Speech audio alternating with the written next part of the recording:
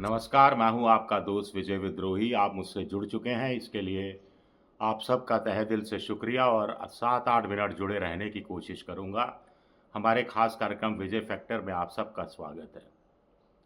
तो वक्फ बिल पर चाहे लोकसभा में चर्चा हो, चाहे राज्यसभा में चर्चा हो, मोटे तौर पर ये दिखाई दिया कि एनडीए या मोदी सरकार के मंत्रियों के निशाने पर कांग्रेस रही। मुसलमानों के हितों की बात उन्होंने ज़रूर कही और सारा श्रेय लेने की कोशिश की, लेकिन मुसलमानों की दुर्दशा के लिए कांग्रेस को ज़्यादा दोषी ठहराया। यहाँ तक कि जम्मू कश्मीर से राशिद इंजीनियर जो तिहाड़ जेल में बंद हैं, उनको जमानत पर छोड़ा, उनको सदन अटेंड करने के लिए उनको रिहा किया गया। उसके पीछे कोई क्या मकसद था मुझे नहीं पता, लेकिन राशिद इंजीनियर ने बीजेपी की तो आलोचना की, लेकिन कांग्रेस की ज़्यादा आलोचना की कि कांग्रेस ने अगर वक्फ बोर्ड के लिए 70 सालों में काम किया होता तो आज बीजेपी को ये बिल लाने की ज़रूरत नहीं पड़ती। यहाँ तक कि राजस्थान से राष्ट्रीय लोकतांत्रिक पार्टी के सांसद नागौर से हनुमान बेनीवाल ने भी, जो कांग्रेस की मदद से चुनाव जीते हैं, उन्होंने भी कांग्रेस की जमकर आलोचना की मुसलमानों की दुर्दशा के लिए। कहा कि देखिए, कांग्रेस कोई गंभीर ही नहीं है, राजस्थान से कांग्रेस के 11 सांसद हैं और एक को भी मौका नहीं दिया, जिस पर ठहाका भी लगा और ठहाका लगाने वालों में एनडीए के लोग, बीजेपी के लोग शामिल थे। तो इसके पीछे क्या कोई साजिश, कोई पैटर्न, कोई नीति, कोई रणनीति क्या आपको नज़र नहीं आती? कांग्रेस को ये नीति रणनीति नज़र आ रही है।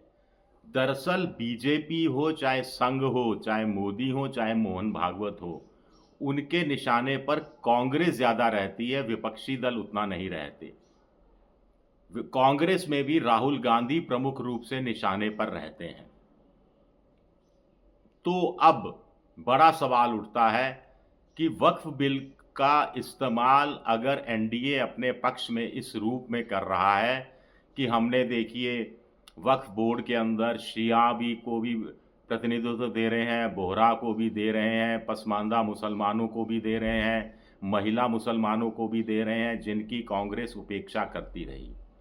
तो कांग्रेस ने भी अपनी रणनीति बनाई है कि इस मुद्दे को संसद में बिल के पास हो जाने तक ही ख़त्म नहीं करना है, इसको सड़क का मुद्दा बनाना है, अदालत लेकर जाना है, सुप्रीम कोर्ट लेकर जाना है, इस मुद्दे को लगातार चर्चा में बनाए रखना है। इसके पीछे कांग्रेस का मेन मकसद क्या है ये बाद में बताऊंगा, लेकिन पहले कांग्रेस इसको संविधान को बचाने से जोड़ रही है।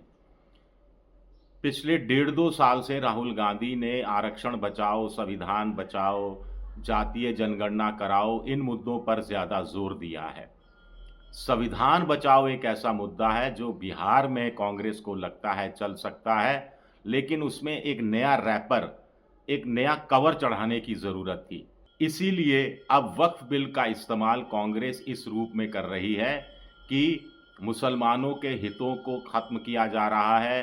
कल बारी दूसरे धर्मों के लोगों की आएगी, अभी मुसलमानों की ज़मीन छीनी जा रही है, कल दूसरे अल्पसंख्यक समाजों की भूमि छीनी जाएगी, संविधान का उल्लंघन किया जा रहा है। अभिषेक मनु सिंघवी, जो कि इस मामले को सुप्रीम कोर्ट ले जाने की बात कर रहे हैं, उन्होंने कल भी कहा कि ये आर्टिकल 25 का, आर्टिकल 26 का संविधान की मूल भावना का उल्लंघन है। शबरीमाला मंदिर से लेकर बोहरा समाज के कुछ मामलों को उन्होंने उद्धृत किया, जिसमें सुप्रीम कोर्ट ने रूलिंग दी थी कि किसी धर्म विशेष में कोई परंपरा है, कोई रस्म है, तो उसमें हस्तक्षेप नहीं किया जाता है और वो उसका अभिन्न हिस्सा हो जाता है।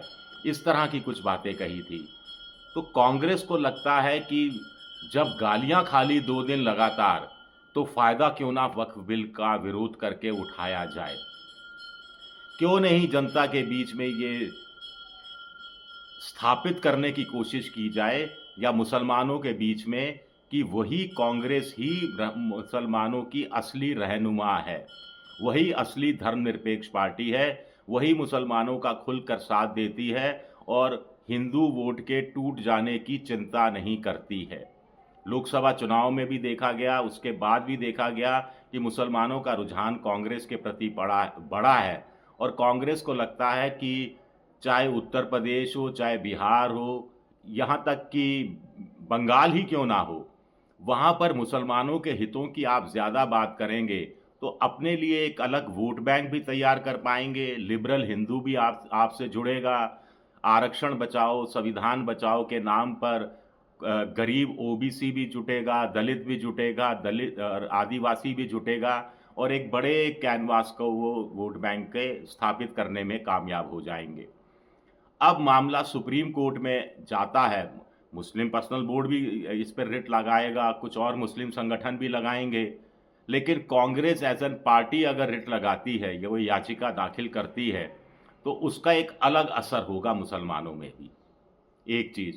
दूसरा, सुप्रीम कोर्ट में ये याचिका अगर बहस के लिए स्वीकार कर ली जाती है, इसके लिए एक संविधान पीठ का गठन होता है, खंडपीठ का गठन होता है, तो मामला जब जब कोर्ट में आएगा तब तक ये मामला दोबारा से गरमा जाएगा, सुर्खियों में रहेगा, चर्चा में रहेगा और तब तक कांग्रेस मुसलमानों को याद दिलाती रहेगी कि देखिए हम संसद से सड़क तक आपकी लड़ाई लड़ रहे हैं, बाकी के जो पॉलिटिकल पार्टियां हैं वो लिप सर्विस कर रही हैं या आप में विभाजन करने की कोशिश कर रही है। कांग्रेस का बड़ा मकसद मुसलमानों के में ये मैसेज पहुंचाना है कि बीजेपी ये गलत भ्रम फैला रही है, अफवाहें फैला रही है कि पसमानदा मुसलमानों का, गरीब मुसलमानों का, महिला मुसलमानों का, बोहरा समाज का, शिया का भरा हो जाएगा वक्फ बिल में जो संशोधन किए हैं।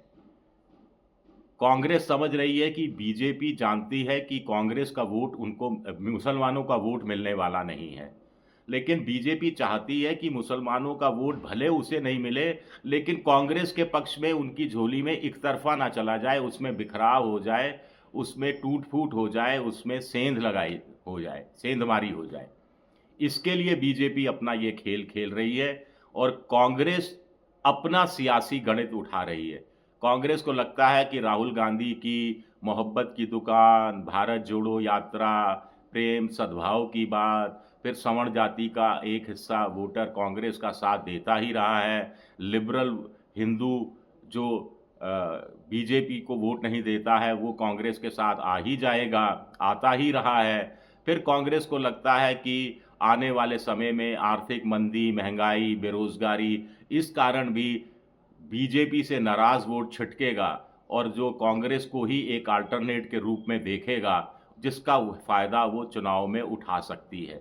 इसके लिए वक्फ बिल का विरोध, सुप्रीम कोर्ट में उसको चुनौती, सड़क पर आंदोलन बेहद बेहद ज़रूरी हो जाता है क्योंकि इस बहाने संविधान बचाने के मुद्दे को भी कांग्रेस या यूं कहा जाए राहुल गांधी जिंदा बनाए रखेंगे।